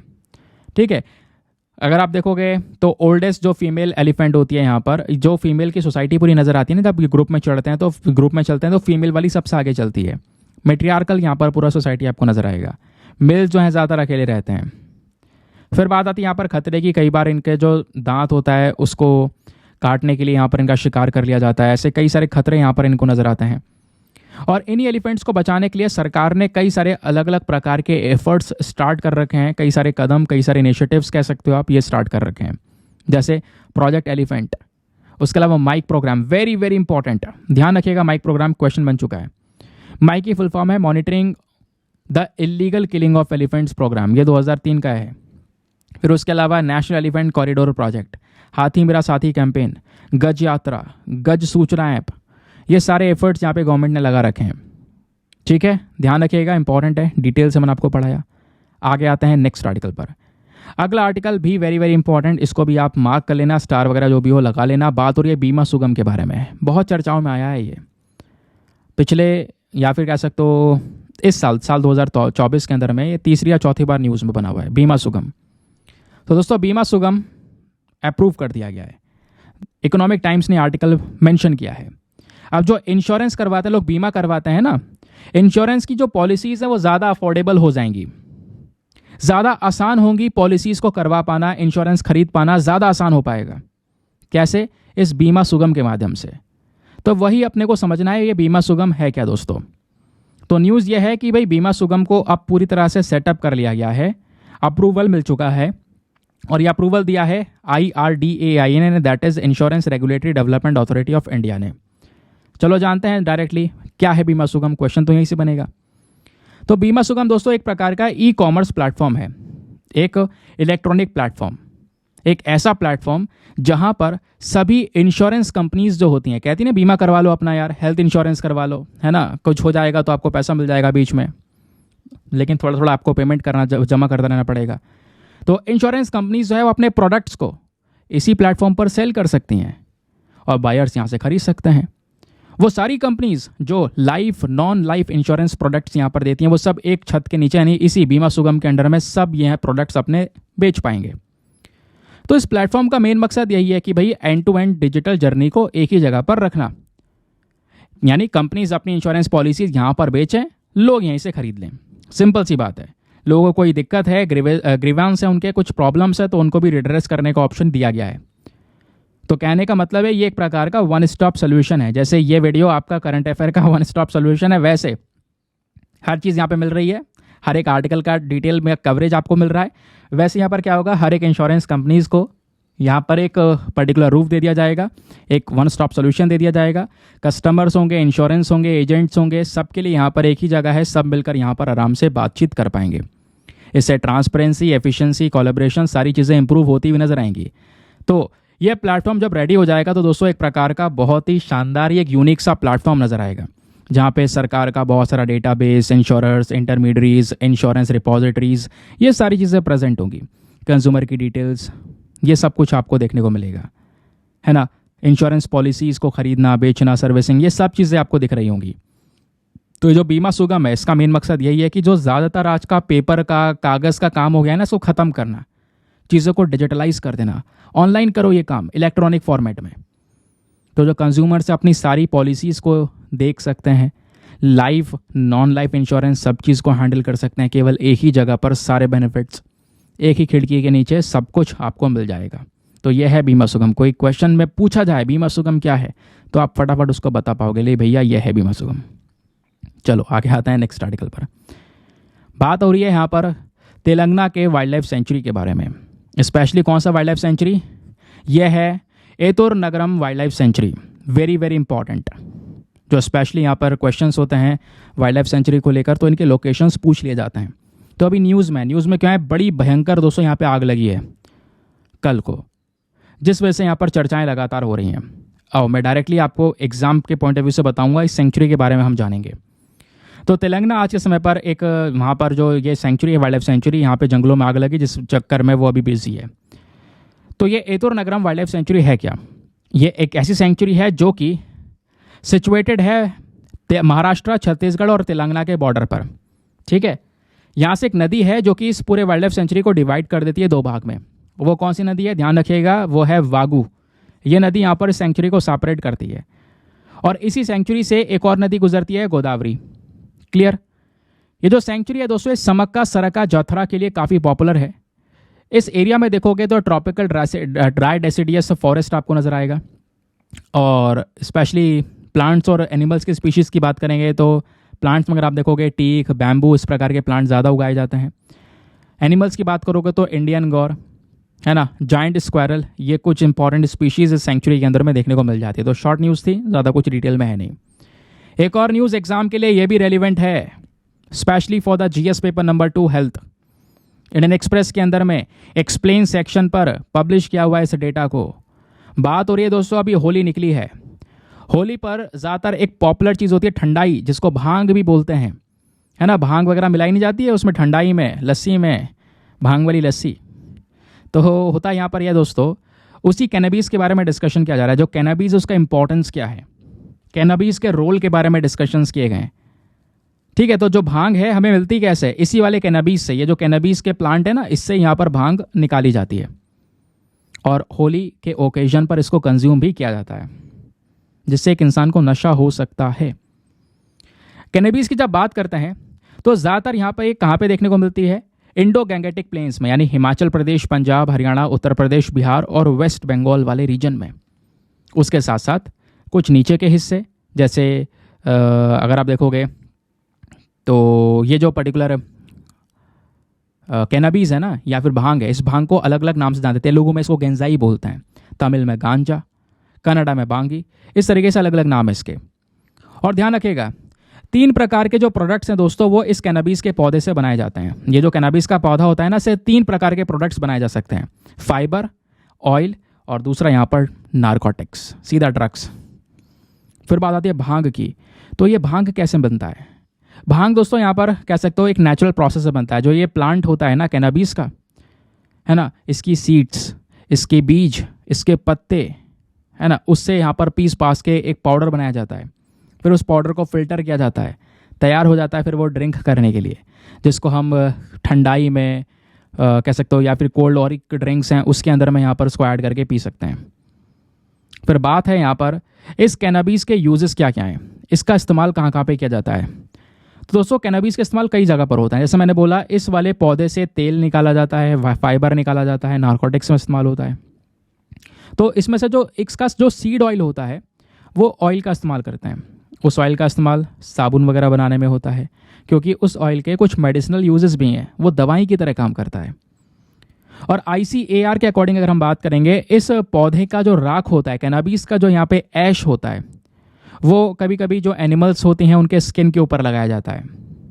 ठीक है, ताकि एनिमल्स को जो प्रॉब्लम होती है हेमाटोमा, उससे यहाँ पर बचाया जा सके। क्लियर। फिर उसके बाद जो कैनबीस होता है, इसको कल्टीवेट कैसे करते हैं? कल्टीवेट कई सारे रीजन में किया जाता है। हिमाचल प्रदेश के मंडी डिस्ट्रिक्ट में आपको देखने को मिलेगा, है ना। फिर जो कल्टीवेशन अगर आप देखोगे तो कई सारी जगह पर ये इलीगल है। स्पेशली यहाँ पर जो एडिक्टिव नारकोटिक्स होते हैं, बहुत ज़्यादा यहाँ पर लत लगाने वाले कह सकते हो ड्रग्स हैं, उनको कल्टीवेट करना थोड़ा इलीगल है। कई सारे स्टेट्स के अंदर इसको कंट्रोल और रेगुलेटेड वे में उगाया जाता है, यानी जहाँ पर इसको उगा रहे हैं बिल्कुल सख्त निगरानी के अंदर में इसको उगाया जाता है। ठीक है, बात क्लियर हो गई। बाकी यहाँ पे दोस्तों जो कैनबीस हैं, इसकी जो लीव्स, इसकी जो पत्तियाँ होती हैं, कई बार इसको गर्म किया जाता है, क्रश किया जाता है, ताकि एक पेस्ट वगैरह बनाया जाए, ताकि जहाँ पे जो मधुमक्खी काट लेती है ना, सूजन हो जाती है, उस एरिया को ठीक करने में भी ये पेस्ट इस्तेमाल किया जाता है। तो ये कैनबीस के बारे में सारा का सारा डिस्कशन अभी हम लोगों ने किया। एक और बहुत ही ज़्यादा इंपॉर्टेंट आर्टिकल, स्पेशली यहाँ पर इसको प्लेसेस इन न्यूज़ के सेक्शन में आप रख सकते हो। अभी ना दोस्तों ब्लैक सी चर्चा में है। ब्लैक सी एक ऐसा टॉपिक है जिसको लेकर कई सारे वनडे एग्जामिनेशंस में ऑलरेडी क्वेश्चन बन चुका है, यूपीएससी भी पूछ चुका है, हो सकता है आगे फिर से क्वेश्चन बन जाए। तो ब्लैक सी चर्चाओं में क्यों है? खबर क्या है, न्यूज़ क्या है? न्यूज़ ये है कि रशिया ने अभी एक एडमायरल अलेक्जेंडर मोइसीव को अपॉइंट किया है as a new acting head of its navy. तो रशिया की नेवी के नए हेड अपॉइंट हो चुके हैं। और दोस्तों ये अपॉइंट इसलिए हुए हैं क्योंकि यूक्रेन लगातार रशिया के ऊपर अटैक कर रहा है इस ब्लैक सी में, और यूक्रेन ने बहुत घाटा कर दिया रशिया का इस पूरे ब्लैक सी में उनके जहाज़ों को अटैक करके, जिसके बेसिस पर नए हेड आए, हो सकता है एक नया एक्शन लिया जाए। तो एग्जामिनेशन में घूम फिर के दोस्तों ब्लैक सी के बारे में क्वेश्चंस बन सकते हैं। और सबसे इंपॉर्टेंट पॉइंट ध्यान रखिएगा, ब्लैक सी को हम यूक्रेन सी के नाम से भी जानते हैं। यहीं पे हम घूम जाएंगे अगर क्वेश्चन बन गया ना यूक्रेन सी को लेकर, यार ये तो कोई सी हमने पढ़ा ही नहीं है न्यूज़ में, और ये वो सी है जो पढ़ के गए हो भाई, पढ़ते रहते हो, है ब्लैक सी। ध्यान रखिएगा, ब्लैक सी को हम यूक्रेन सी के नाम से जानते हैं। एक मेजर वाटर बॉडी है पूरे वर्ल्ड में, और स्पेशली अगर आप देखोगे कई सारी कंट्रीज ऐसी हैं जो ब्लैक सी के साथ में ये बाउंड्रीज को शेयर करती हैं। अगर हम ब्लैक सी का पूरा डेटा निकालेंगे तो एक एक करके समझेंगे। पहले यहाँ पर इसका जोग्राफिकल लोकेशन, कौन कौन से देश हैं जो किसके आसपास हैं। ब्लैक सी से नॉर्थ में तो लगता है यूक्रेन, उसके अलावा रशिया, जॉर्जिया, तुर्की, बल्गेरिया, रोमानिया, ये सारी कंट्रीज दोस्तों ब्लैक सी के साथ में बाउंड्रीज को शेयर करती हैं। फॉर एग्जाम्पल यहाँ पर आपके सामने लाइव एग्जाम्पल है, ये ब्लैक सी है बीचों बीच में, इसके इधर रशिया है, ऊपर यूक्रेन है नॉर्थ में, देन इधर रोमानिया है, देन इधर आपको देखने को मिलेगा बल्गेरिया, इधर नज़र आएगा आपको टर्की, इधर नज़र आएगा जॉर्जिया। तो ये सारी कंट्रीज इसके साथ में बाउंड्रीज को शेयर करती हैं। और ध्यान रखिएगा क्योंकि ये क्वेश्चन बनते हैं, कहोगे सर कैसे ध्यान रखें बॉर्डरिंग कंट्रीज को, तो बॉर्डरिंग कंट्रीज को ध्यान रखने का बहुत ही सिंपल सा मेथड है, वो है बर्गर टी, BURG, छोटा ई बना लेना और बड़ा आर बना लेना और बाकी आगे टी लगा दो, बर्गर टी या बर्गर के साथ टी। कैसे याद रखना है, बी से सबसे पहले हो गया बल्गेरिया, यू से हो गया यूक्रेन, आर से हो गया रशिया, दूसरे आर से हो गया रोमानिया, और बचा क्या टी, तो टी से हो गया टर्की या तुर्की। तो बर्गर टी के नाम से हम ध्यान रख सकते हैं अपने ब्लैक सी की बाउंड्रिंग कंट्रीज को। और जो ब्लैक सी है दोस्तों, ये सी ऑफ मरमरा के साथ में लिंक है, ठीक है, जुड़ा हुआ आपको यहाँ पर नजर आएगा। सी ऑफ मरमरा कहाँ पर है, ये टर्की आपको दिख रहा है, ये जो छोटा सा समुद्र है यह है सी ऑफ मरमरा।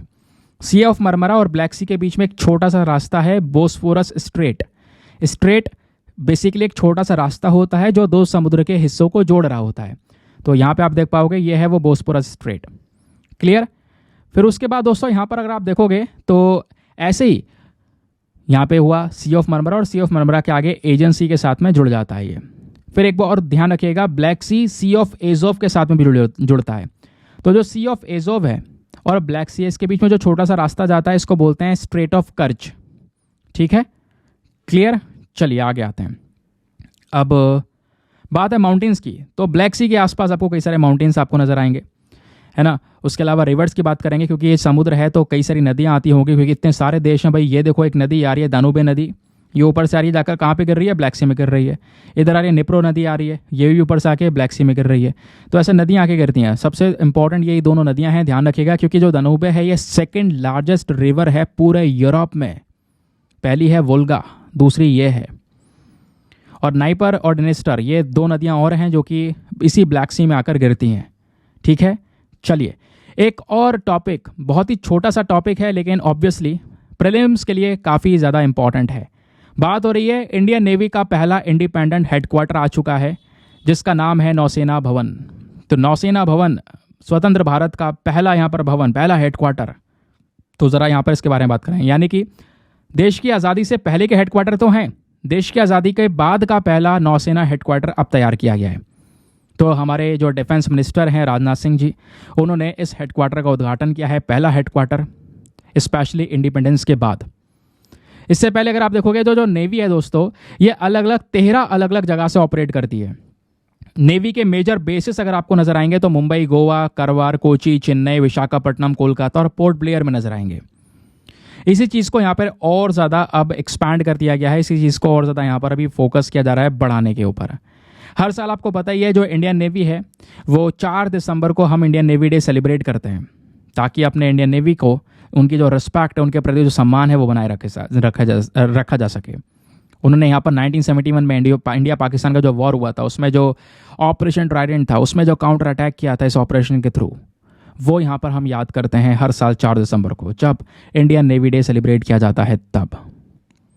अच्छा, पहली चीज़ सर आपने ये नहीं बताया ये नया वाला हेडक्वार्टर आया कहाँ पर है, कहाँ पे बनाया गया है। तो ध्यान रखिएगा, पहला हेडक्वार्टर इंडियन नेवी का ये आया है न्यू दिल्ली के अंदर में, ठीक है, वहीं पर इसका उद्घाटन किया गया है। चलिए एक और टॉपिक एग्जाम के लिए, अगेन वेरी वेरी इंपॉर्टेंट, इसको आप जीएस पेपर नंबर 1 हिस्ट्री के पॉइंट ऑफ व्यू से लिंक कर पाओगे। बात हो रही है यहाँ पर इन एक्सप्रेस के एक्सप्लेनर वाले सेक्शन की।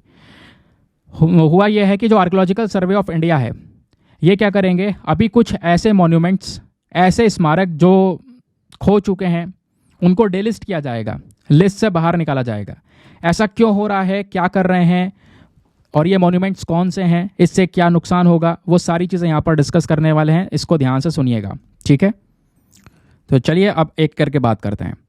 जो आर्कियोलॉजिकल सर्वे ऑफ इंडिया है, इन्होंने डिसाइड किया है कि हम क्या करेंगे। देखो मॉन्यूमेंट्स जो हमारे अलग अलग स्मारक हैं, ये सब मॉन्यूमेंट्स हैं अलग अलग, बहुत सारे मॉन्यूमेंट्स हैं भारत के पास में, कई सारे मंदिर हैं, ताजमहल है, लाल किला है, ये सब मॉन्यूमेंट्स। इनमें से 18 सेंट्रली प्रोटेक्टेड मॉन्यूमेंट्स, ऐसे मॉन्यूमेंट जिसको केंद्र सरकार ने सुरक्षा दे रखी है, ऐसे 18 मॉन्यूमेंट्स को दोस्तों इस लिस्ट से बाहर निकाला जाएगा, यानी अब कोई सुरक्षा हम नहीं देने वाले। ऐसा क्यों? तो आर्कियोलॉजिकल सर्वे ऑफ इंडिया ये बोल रहा है हम लिस्ट से इसलिए बाहर निकालेंगे क्योंकि उनका अब कोई नेशनल इंपॉर्टेंस बचा ही नहीं है, कोई महत्व नहीं है। इस चक्कर में उनको लिस्ट से बाहर निकालें, जाएं या कुछ भी करें, अब हमें उससे कोई मतलब नहीं। तो दोस्तों अभी तक की सबसे बड़ी डीलिस्टिंग है ये।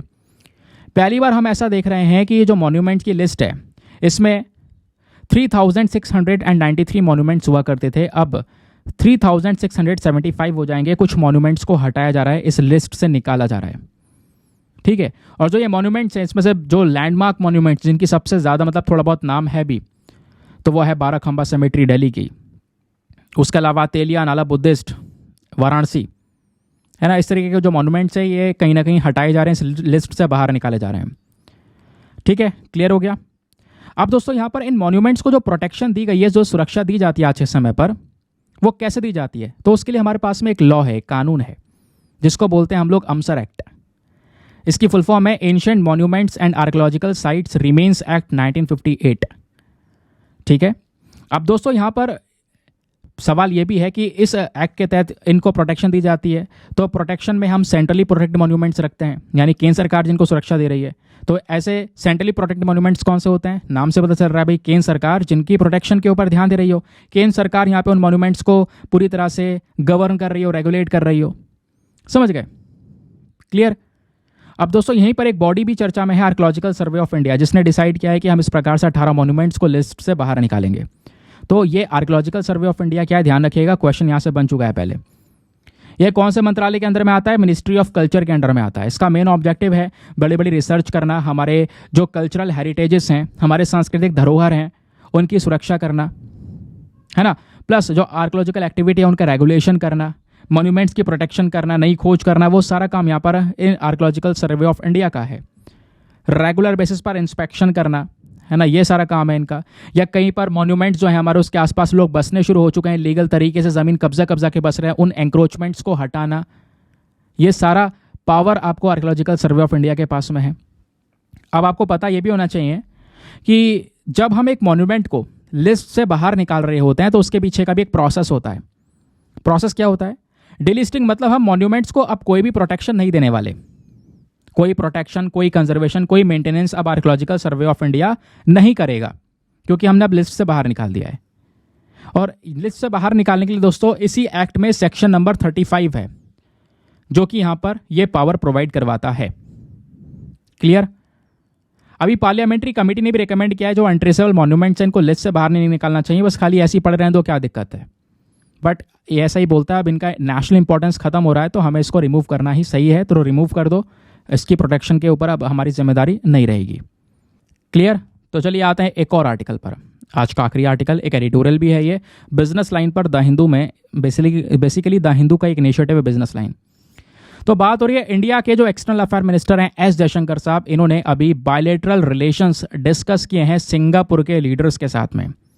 सिंगापुर के लीडर के साथ में काफ़ी सारे डिस्कशंस रिसेंटली हुए हैं, जिस वजह से ये न्यूज़ बनी हुई है।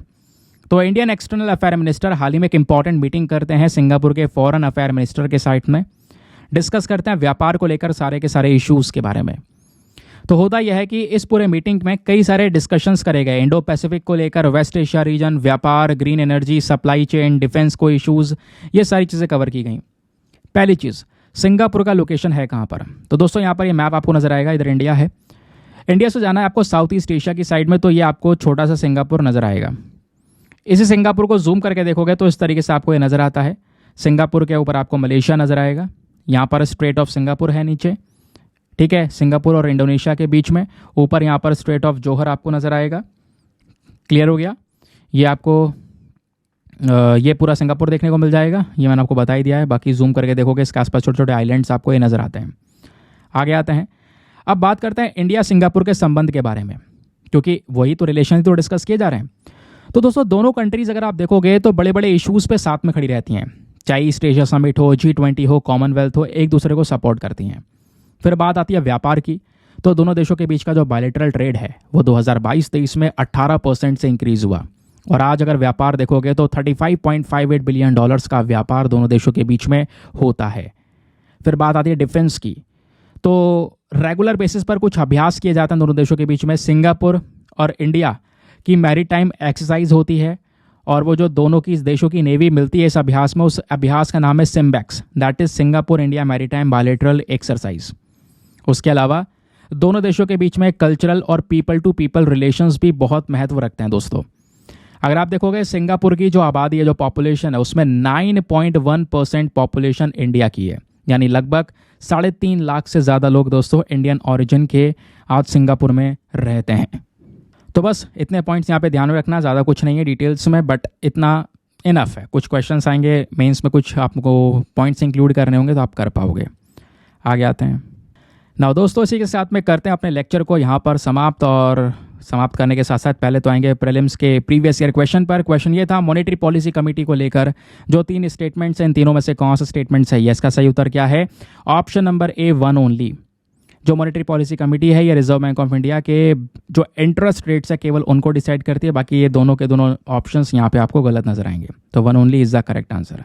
नाउ इसी के साथ में करेंगे अपने लेक्चर को समाप्त और मिलते हैं आपसे अगले वीडियो में। आज के लिए bye bye, have a nice day, thank you and जय हिंद।